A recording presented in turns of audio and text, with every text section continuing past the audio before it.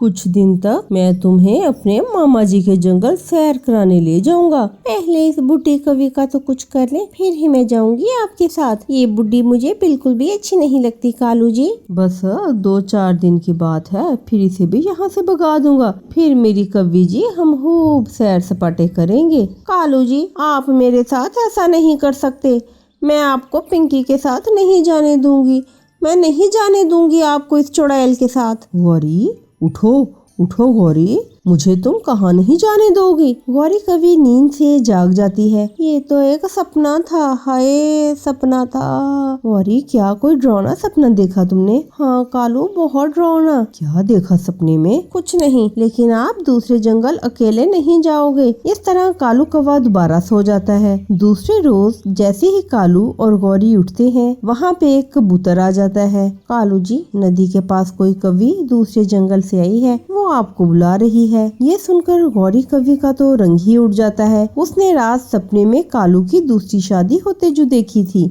कवि? कौन कवि? नाम क्या है उस कवि का? पिंकी नाम बता रही थी वो अपना। ऐसा कहते हुए कबूतर वहाँ से चला जाता है। ये पिंकी इस जंगल में कैसे आ गई? कौन है ये पिंकी? और तुम उसको कैसे जानते हो कालू? पिंकी मेरे बचपन की दोस्त है, वो मेरी बहन बनी हुई थी। हम छोटे होते एक साथ बहुत खेला करते थे। वो जरूर किसी मुसीबत में होगी, मैं उससे मिलकर आता हूँ, लेकिन मैं तुम्हें वहाँ नहीं जाने दूंगी। तू कालू गौरी की कोई बात नहीं सुनता और वहाँ से चला जाता है। ये क्या हो रहा है? कल ही मुझे कालू की दूसरी शादी का सपना आया और आज यहाँ पिंकी भी पहुँच गई। हाय क्या मेरा सपना सच तो नहीं होने जा रहा। मैं कालू के पीछे जाती हूँ और छुप कर देखती हूँ कालू जी उससे क्या बातें कर रहे हैं। ऐसा सोचते हुए गौरी भी कालू के पीछे चली जाती है। गौरी कभी नदी पे जाकर एक पेड़ के पीछे छुप जाती है। पिंकी आप यहाँ इस जंगल में कैसे? पिंकी रोने लग जाती है। मेरा पति मर गया और मेरा बच्चा चील ने खा लिया कालू भैया। चील तो मुझे भी खाने वाली थी कि मैं वो जंगल छोड़कर यहाँ आ गई।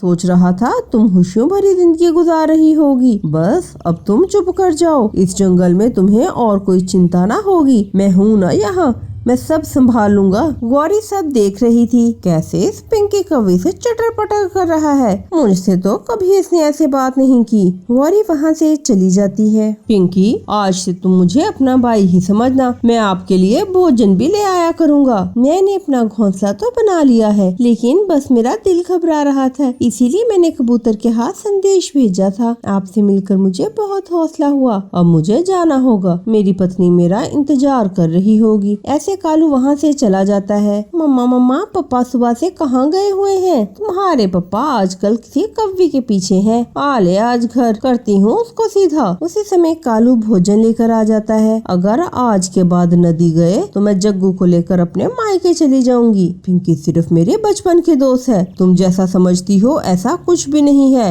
वो बहुत दुखी है बेचारी। इस जंगल में तो और भी बहुत से पक्षी दुखी हैं। कालू तुम किस किस की मदद करोगे? मैं तुम्हारे मुंह नहीं लगना चाहता। ये भोजन लो और खा लो। कालू कौवा उनको भोजन देता है और वहाँ से चला जाता है। वो चावल के कुछ दाने लेकर पिंकी कवि के पास आ जाता है। पिंकी आज आप ये चावल रख लें, कल मैं आपके लिए कोई फल ले आऊंगा। आप इस जंगल में नहीं हो, जब तक आपको इस जंगल के बारे में मुकम्मल जानकारी नहीं होती आप अकेले कहीं मत जाना। आपका इस सब के लिए बहुत बहुत धन्यवाद। सच ही कहते हैं अच्छा दोस्त मिलने से इंसान के सब दुख कम हो जाते हैं। पता है मेरी पत्नी मुझ पर बहुत शक करती है, वो मुझे आपसे मिलने से रोक रही थी। जो भी है कालू मेरे लिए अपने घर में लड़ाई न डाल लेना। मैं 1-2 दिन में अपना भोजन ले आया करूंगी, मेरी चिंता आप ना करें। वो तो हर समय मेरे से लड़ाई करती रहती है, ये कौन सी नई बात है। कालू घर वापिस आ जाता है। अगले रोज जब वो घर से निकलता है तो गौरी कवि जग्गू से कहती है, जग्गू तू घर पे ही रहना, मैं देखती हूँ तेरा बाबा कहाँ गया है। कालू भैया उस चील ने मेरा एक पंख घायल कर दिया था, अगर हो सके तो मुझे दवा ला देना।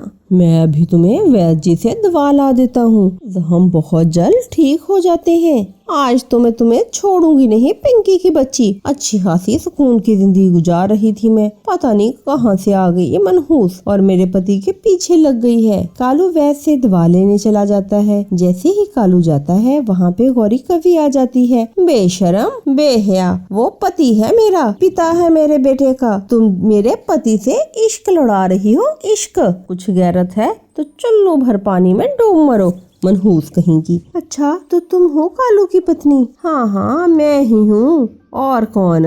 मैं तुमसे मजाक थोड़ा ना कर रही हूँ।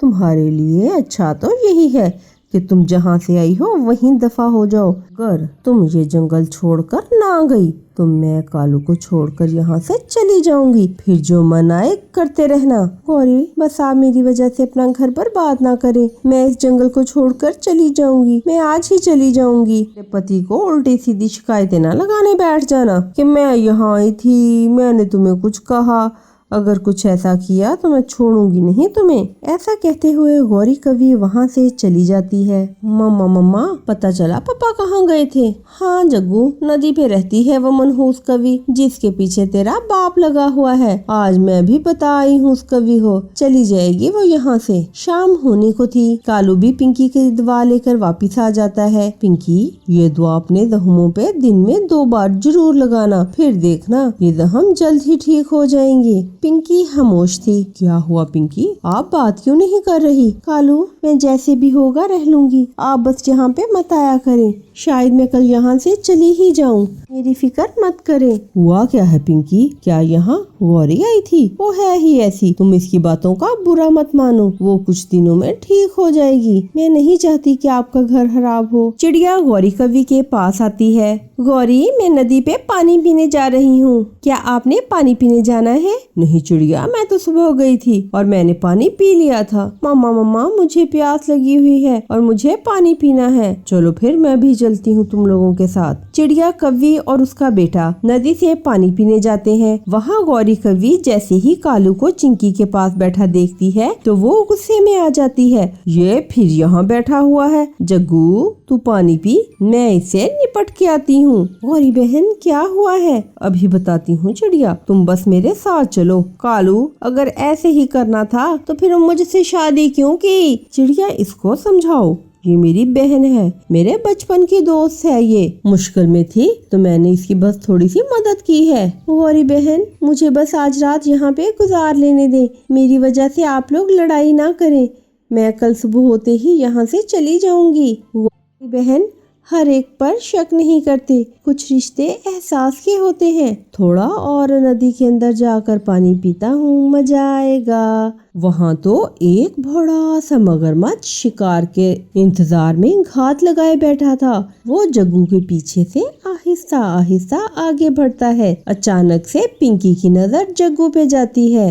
वो जालिम मगरमच्छ उस छोटे कव्वे को खाने जा रहा है। वो जग्गू को दूसरी तरफ धकेल देती है, परंतु मगरमच्छ पिंकी को मुंह में दबोच लेता है और पानी में गायब हो जाता है। जग्गू, जग्गू मेरे लाल, तुम ठीक हो ना?